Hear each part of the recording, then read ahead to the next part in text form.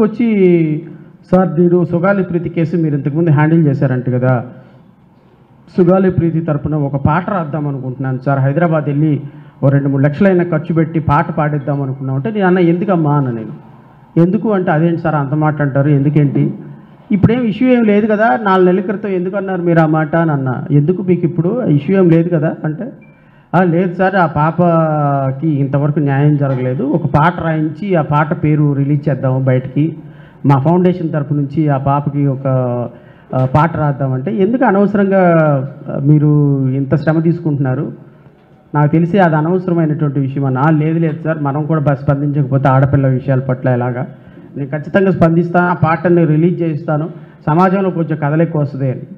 So నేను అప్పుడు అనుకున్నాను పర్లేదు కొద్దిగన్నా సమాజం పట్ల ఆలోచించేటువంటి నిజమైనటువంటి రాజకీయ నాయకులు ఈ రోజుల్లో కూడా ఉన్నారా అని అనిపించింది నాకు. నేను ఈ వేదిక ద్వారా ఫౌండేషన్కి I'm thanking on behalf of all organisations.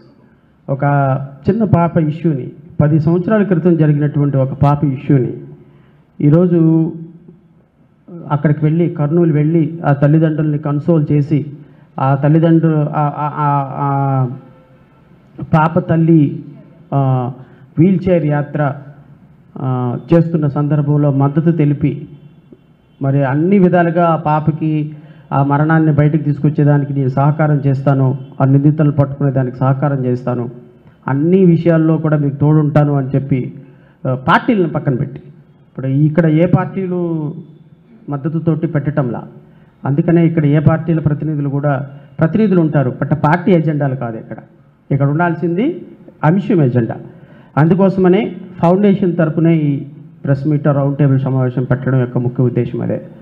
So నేను ఎందుకు ఈ రౌండ్ టేబుల్ సమావేశం పెట్టాల్సి వచ్చింది, ప్రాబబ్లీ మనం ఏమి 1000 మందితోటి 2000 మందితోటి పెట్టకపోవచ్చు, లేకపోతే పెద్ద స్టార్ హోటల్లో పెద్ద ఇదిగా పెట్టకపోవచ్చు, కానీ ఎప్పుడు కూడా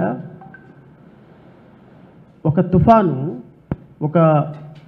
తుఫాను ఒక సునామీ ఎప్పుడు కూడా చాలా చిన్నగా స్టార్ట్ అవుతుంది.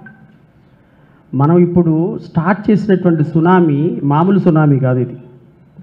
ఈ సునామీ రేపొద్దున ఒక ప్రభుత్వాన్ని దహించేటువంటి సునామీ. ఎందుకు సార్ అని మీరు అడగొచ్చు.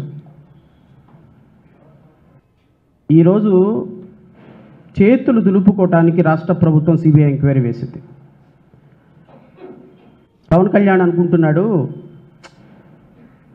సిబిఐ ఎంక్వైరీ వేసేస్తే జడా శ్రవణ్ కుమార్ వదిలేస్తాడు, ఇంకేముంది, సిబిఐ ఎంక్వైరీ వేసేస్తే నాగమల్లేశ్వరి వదిలేస్తుంది, ఇంకేముంది, కేంద్రానికి లెటర్ రాసేవని ఒక జీవో ఇచ్చేస్తే దళిత సంఘాలు అన్ని సంఘాలు వదిలేస్తే ఇంకేముంది అనుకుంటున్నారు. పవన్ కళ్యాణ్ అసలు నిజమైన గేమ్ ఇప్పుడే స్టార్ట్ అయింది. నువ్వు సిబిఐ ఎంక్వైరీకి మీ ప్రభుత్వం ఆర్డర్ చేసిన దగ్గర అవలా ఈరోజు సిబిఐ ఎంక్వైరీ వేశారు. నిన్నగాక మొన్న ఏం చెప్పావు నువ్వు, నిన్నగాక మొన్న చెప్పినటువంటి అంశాల్లో డిఎన్ఏ మ్యాచ్ అవ్వటం లేదు, నిందితులు ఎవరో తెలియటం లేదు, ఉన్న డిఎన్ఏకి నిందితులకి మ్యాచ్ అవ్వటం లేదన్నారు. ఈరోజు నిజమైన నిందితులు ఎవరో పట్టుకోవాల్సిన బాధ్యత నీ నెత్తి మీద పడింది, గుర్తుపెట్టుకో. నిజమైన నిందితులను పట్టుకొని వాళ్ళని కోర్టు ముందు నిలబెట్టకపోతే ప్రజలు నిన్ను బట్టలెప్పదీసి ముందు నిలబెడతారు, ప్రజల ముందు నిలబెడతారు. ప్రజాస్వామ్య దేశంలో ప్రజలు బట్టలెప్పదీయటం చాలా పెద్ద కష్టమేం కాదు వాళ్ళకి.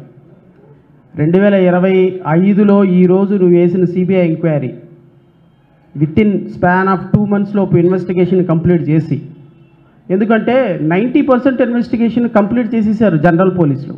ఛార్జ్ షీట్ కూడా 2017లోనే 18లోనే మే నెలలో ఫైల్ చేసేసారు. సో కొత్తగా ఇన్వెస్టిగేషన్ చేయడానికి ఏమీ లేదు, చెయ్యగలిగింది ఒకటే, ఎవడో నిజమైన నిందితుడు పట్టుకోవాలంతే.